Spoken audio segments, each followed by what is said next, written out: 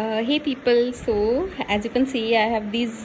See how how much they've grown. Yeah, these little souls. They were so tiny earlier, and uh, I feel like both of them are males, and they've got the personalities of among rabbits. Male rabbits can be like downright adorable. Like they are just very cooperative and very sweet.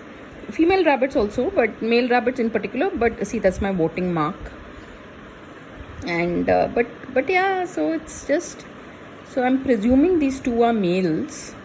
They look like males, and it's quite common for two males to have this real bro bonding, and they are hanging out. uh, it's like I just finished uploading this post on Instagram.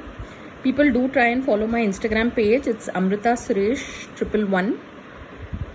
So yeah, so this is a gray rabbit. On Instagram I have this post of this guy when he is a I'm sitting and chatting with him. He was the darkest little gray rabbit. Now he's such a sweet guy. Yeah, I'll put him out then, let him. But this white one, I want one rabbit to stay with me.